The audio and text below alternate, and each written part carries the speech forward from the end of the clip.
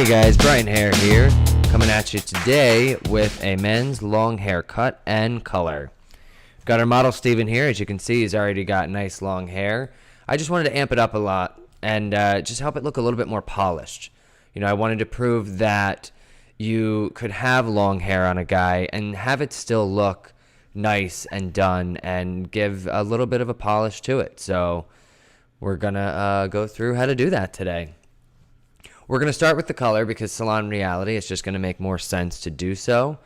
So as you can see, I'm sectioning him off here. My chosen method for coloring him is going to be the balayage technique, which is the hand painting.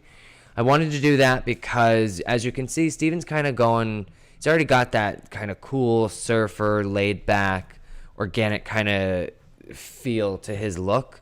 So I just wanted to really complement that as best I could. And I know that balayage is going to do that really well because it's going to have that also lived in sort of natural, maybe he was just at the beach a whole lot kind of look.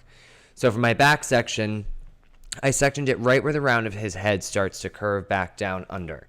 Because if you think about it, if he was out in the sun a whole lot, that's the hair that's going to get the lightest anyway. It's going to be the hair that's on top of that ridge.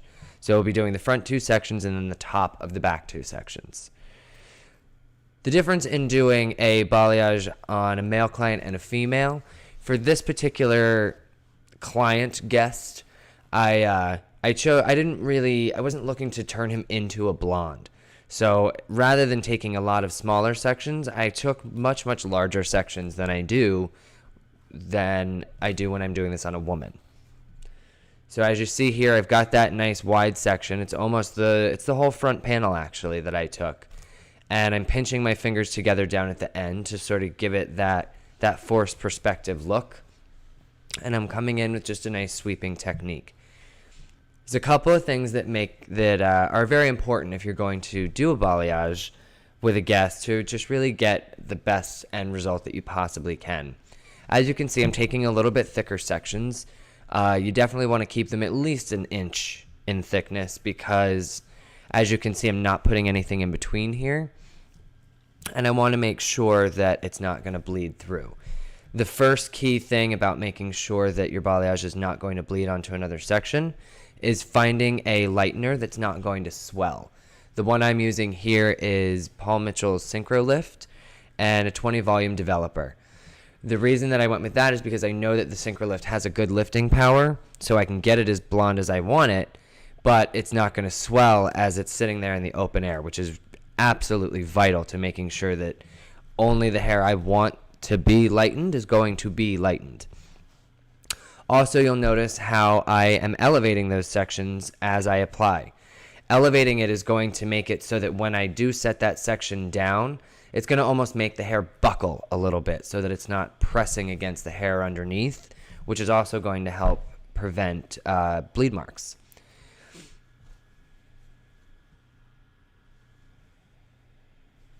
All right, as we're coming around the face here, I'm making sure that my hand-painted highlights come as close to the scalp as I can get them, because in any natural lightened effect, the hair around the face is what's going to be the lightest. So I'm still taking those nice V shapes and just painting along the outside of the section, but the stuff right around the face, I'm trying to get as close to the scalp as possible.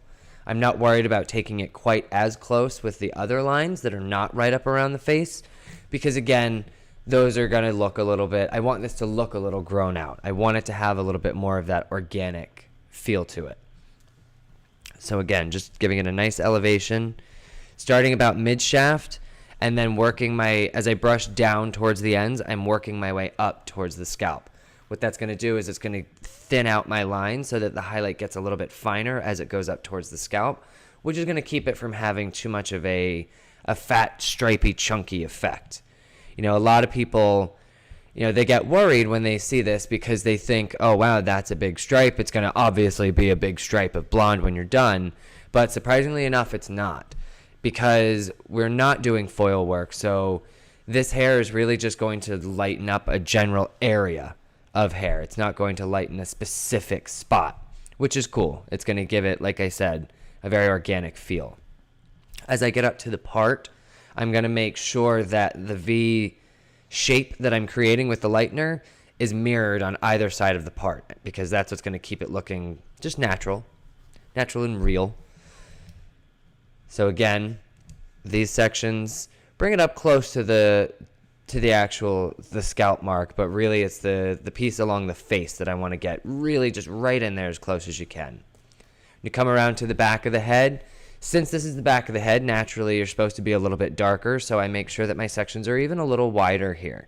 Because at the base of that V, where the top of the V where it's open, the farther apart those lines are, the less blonding you're doing. So in here, I didn't even want to put a V. I just had this little random piece of hair that I didn't want to leave out. So I just hand painted one highlight right in there. You can totally do that as well, because inevitably you're always going to come across a section that doesn't necessarily fall into, it's not going to be large enough to paint a whole nother V. So here you see I left out a section as well, because I want to break it up. Like I said, I'm not trying to completely turn him into a whole new color. I just want to accent the color he's got. So leaving a little bit in between is just going to make sure that I've still got his natural coming through. It's still present. His base color will still be easy to see. Again, the reason I went with 20 volume is because I wanted the control, so that, I knew I'm not going to put this on his head and then say, okay, in X amount of minutes, you're going to wash it out, because you're going to want, with every person, a different level of lift. You're going to want different effects on everybody. With him, I wanted it to be light enough to be noticeable, but not necessarily super duper light. So I painted this on, and then I just watched it. I kept an eye on it, and when it looked like it had gotten to the point where I wanted it to be, we washed it out. I think maybe he might have processed for 15 minutes, tops, and he just kind of chills like that. Give him a nice little accent. So let's move into the cut. When cutting men's hair that you're trying to do, leave a longer look to it, you really want to make sure that you're not doing the same type of haircut that you're going to do on a woman. So what I was just showing with the comb right there is how I'm going to create a little bit of a squared shape around his head. Everything on top is going to come straight up, everything on the sides is going to come straight out, and everything in the back is going to go straight back. And the reason I'm going to want to do that is because that's going to create a much stronger shape. I'll get into that a little bit more in a second. This first section I took right down the middle, center of the head, mohawk section. I'm just bringing that straight up and then just cutting straight across. This is going to give a nice, I want to layer his hair, but I want to make sure that I don't do anything that's going to look too feminine. You don't want anything that's too soft. I know that's a word that we use a lot in hairdressing. When we deal with our female clients, you talk about, this is going to soften this look. I'm going to soften this line. But I can tell you, as a guy, I don't ever want to be referred to in any way as soft. So we're not using that word when it comes to doing any of this service here. We actually want to create a stronger shape, which is why we're creating a little bit more of a squared off layer. We followed that section all the way to the back, and then as you just saw right there, as the head starts to curve away, it basically stops giving me hair to cut. So that's how you know how far back to go. When you get to the back and you can no longer bring hair up to that section, that's where you stop. And the same thing is going to go for the sides. I'm doing another section. I've got a traveling guide, and I'm bringing the hair up. Check for the guide. Keep it nice and even. And then just continue to work back. It's going to be the same thing all the way through the top of the head. As I get towards the back, it's going to start giving me a little bit less hair. But you want to be consistent. Don't just assume that you've hit that point where you don't have anything else to cut. You really want to make sure that that you've been as thorough as you can be and that there is nothing else. Now that we're at the side of the head, it's going to be the same thing as we do in the back. It's going to stop giving me hair. But I still want to go through, take my sections, nip off those one or two little hairs that it is giving me just to make sure that I'm thorough. We're moving around to the other side of the head now. This is funny. This is a little section where we're trying to figure out a best way to position it so that you can actually see what I'm doing. So coming up with it. I'm using my traveling guide off of that center parting that I started with. That way I know it's going to help me be nice and consistent all the way through. As we go back towards the back of the head, again, exact same thing. As the head starts to curve away, you just keep cutting straight across, and then eventually I got nothing left to cut.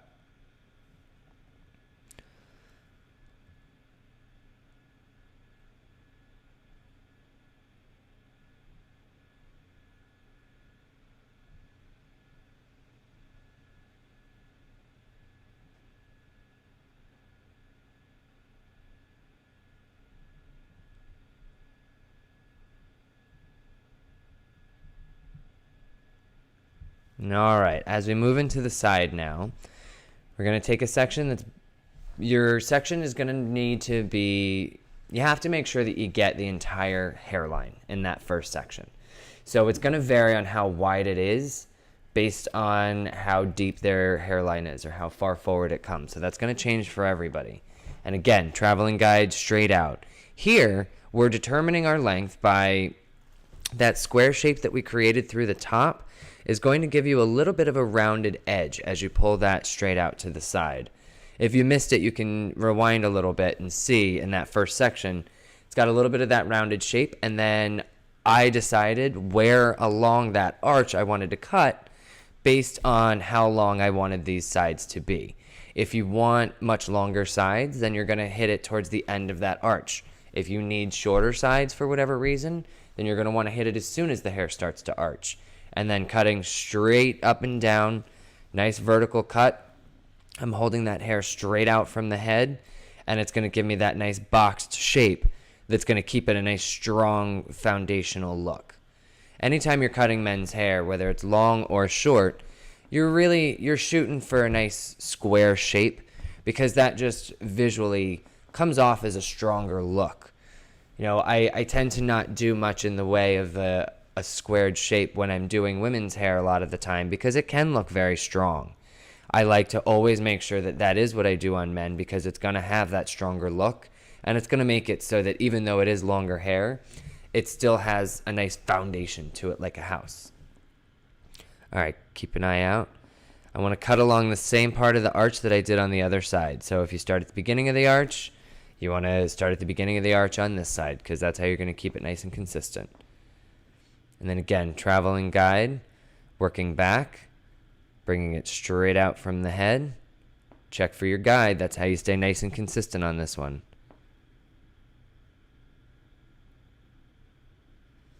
And then just working straight down.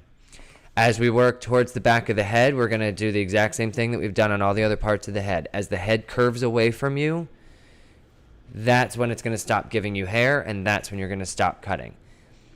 It's going to be different for every head shape, and that's what's good. So long as you're doing this off of their head shape, then this guideline should work for any male client that you're trying to give a long haircut to.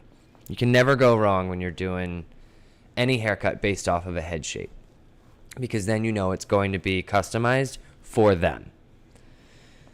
So again, make sure you're nice and thorough. You come through.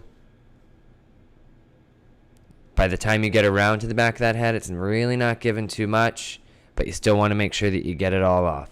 You can't have a strong foundational haircut if you don't have good strong lines in there. Back of the head, you guessed it, same thing as the side. When you pull it straight out, you're going to have a little bit of that arch from the layering that you started with on top, and you're going to decide where along that arch you want to cut. I tend to do the back a little bit more towards the beginning of that arch, because I usually like the back a little bit shorter. It gets very drastic because obviously the hairline dips down much farther in the back than it does in the sides. So the farther down that arch you start at the beginning, the longer you're going to leave it down by the time you reach that nape. So again, traveling guide, working all the way through the sides to the point where the sides are no longer really giving me any more hair. Just a little bit to nip off at those ends, and that's what's going to create those nice, strong weight lines in the corners, which give it that boxed, squared effect.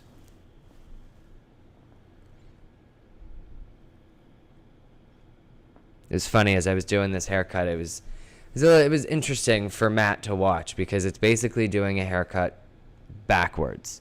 Because I started with the layering and now we're going to be finishing with the length. Because his layering is all done, but now if you want to make the back a little bit shorter, you totally can. Because since you've just done this with layering, it's going to have sort of an uneven, longer back, which some people may want. I particularly did not. So I took the length of the side and then just brought a line straight back in again, a very foundational squared look. And then once I knew I had passed that weight line that I created with the layering, I stepped into the back and then finished off the length. 0 elevation, or as 0 as possible. And then I just did a nice point cutting because I didn't want it to be too... Again, I really wanted to create a very organic, free-flowing feel for his hair. So point cutting that baseline just kept it real cool. Like it just sort of grew into this from, you know, his long summers on the beach, not getting his hair done. That's how it got nice and blonde, and that's how it got cool and long. To style it, very easy. You got to keep it easy because guys aren't going to want to do anything that's going to be too tricky when it comes to styling their hair. I knew he's not the kind of guy that's going to want to break out a round brush and get crazy with this. So he used a very light product that was going to give it just enough hold so that it would look good. I used, for this one, I did Fast Form. It's a cream gel from Paul Mitchell. Very light. Doesn't even feel like there's anything in the hair. I ran it through while it was wet. And now I'm just using a brush, and I'm using his head shape to smooth out that hair. Because if I do anything too complicated, then I can almost guarantee he's not going to do it at home. So I wanted to do something that was going to make his hair look really good, but was also going to be easy enough for him to do when he gets home. So I told him, I am blow drying this hair, but really I'm just kind of wrapping it around your head, allowing your head to smooth it out for me. What that's also going to do is it's also going to give it just a little bit of bend to it, so it has just a very natural flow as he runs his hands through it or flips it from side to side, whatever he does. So again, just wrapping the hair right around the head. It's going to give it a nice polish, a nice shine, and it's going to be fantastically simple for him to do on his own.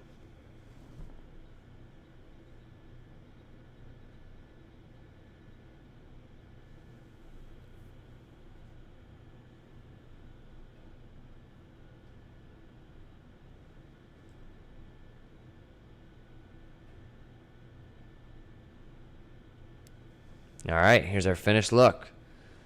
Cool, flowy, very big difference from the before. The before was just, it was time to clean that up. There you go. Long haircut and color.